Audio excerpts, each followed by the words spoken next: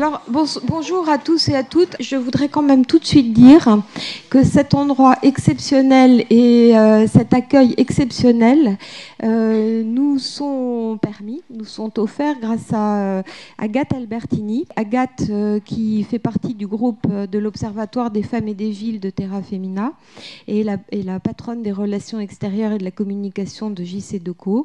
Et c'est grâce à elle que tout a été organisé ici. Donc, Alix, je te passe la parole. Donc, dans le cadre de notre observatoire, on a réalisé une enquête en ligne sur le site terrafemina.com. On a eu 2177 réponses, dont 88% de femmes. Les jours où elles travaillent, 45% des femmes disposent d'1 à 3 heures de temps libre, ce qui est plutôt une bonne nouvelle. Ça veut dire qu'elles ont le temps de faire des choses en dehors du travail. Et ce temps libre, elles en disposent en majorité en sortant du bureau ou tard le soir, en toute fin de journée. Près d'un internaute sur deux qui nous a répondu souhaite que ces services administratifs soient ouverts plus tard et 37% souhaitent même qu'ils soient ouverts le samedi toute la journée. 40% des internautes ont du temps le week-end. Elles sont en général plutôt satisfaites des horaires proposés par les différents services, que ce soit les bibliothèques, les piscines municipales, les salles de sport, les parcs pour enfants.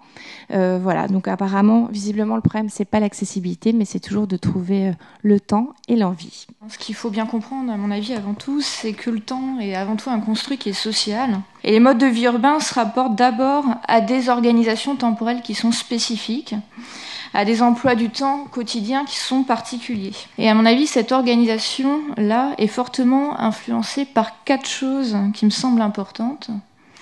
Donc le premier point, à mon avis, c'est la mesure du temps par l'horloge. Le fait qu'on vive sans cesse sous un temps qui est chronométré.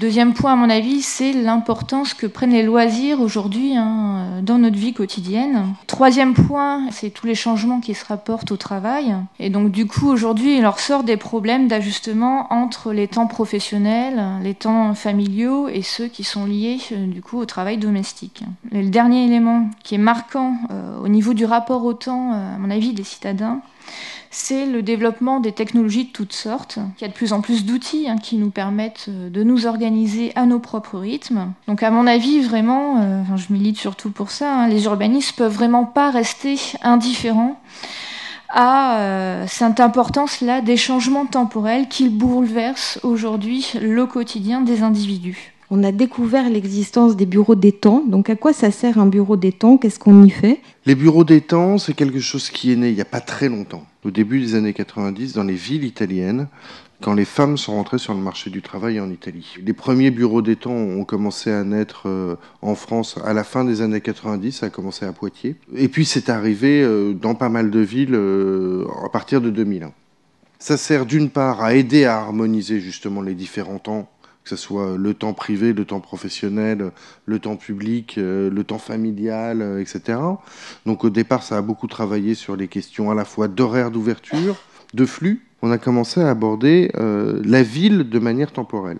Le temps, c'est de la ségrégation aussi. Ceux qui ont besoin, qui aimeraient le plus utiliser les commerces le dimanche, par exemple, sont ceux qui sont par ailleurs les plus privilégiés dans la société. Et ceux qui travaillent dans ces établissements-là sont ceux qui sont, par ailleurs, sont en général les plus pauvres dans la société et qui habitent le plus loin de leur lieu de travail. Du côté de JC Decaux, on en pense quoi de la ville 24-24-7-7 ? On a une tendance très lourde, en particulier en ville et en particulier dans les grandes villes, une demande très forte de 24/7, même si le terme est un peu évidemment abusif, mais de permanence d'un certain nombre de services avec un aspect social, un aspect sur le travail des uns et des autres qui est compliqué à mettre en œuvre parce que ça a des impacts permanents. Bon. Sur le web, on peut tout faire tout le temps. C'est chacun qui organise ses achats, ses réservations.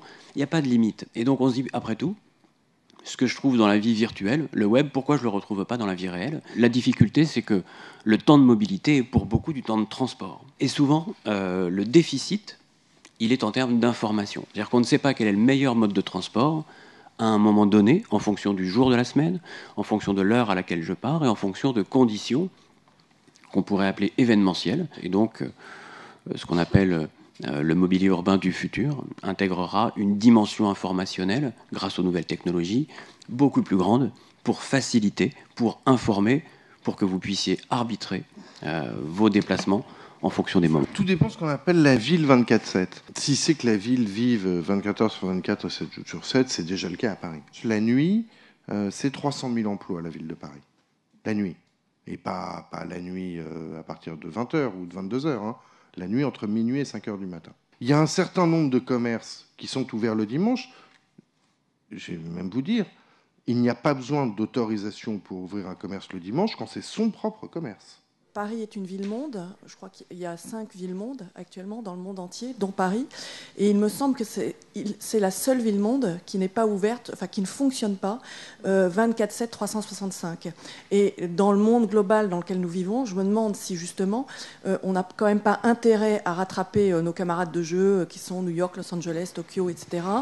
Parce que sinon on va prendre du retard. Peut-être on a tendance à idéaliser un petit peu les villes étrangères qui fonctionneraient en continu tout le temps. New York, par exemple, qui est souvent cité en modèle pour la ville la nuit, c'est certains quartiers qui vivent 24 heures sur 24. C'est pas toute la ville qui est animée comme le jour. Si on va dans la rue des Francs-Bourgeois, par exemple, le dimanche, il y a une animation folle, et même plus que les autres jours de la semaine. Il y a vraiment la foule dans ces rues-là. Je crois que cette notion de lien social, d'inclusion plutôt que d'exclusion, elle reste quand même au cœur du dispositif des villes. Hein. Et en tout état de cause, les usages doivent préserver tout ça. Donc moi, je remercie beaucoup nos participants parce que je pense qu'on a eu des éclairages très complémentaires et très intéressants, hein, très riches d'enseignements. Et je vous dis à très bientôt. La prochaine fois, le prochain thème de l'Observatoire Femmes et Villes, c'est la sécurité, justement.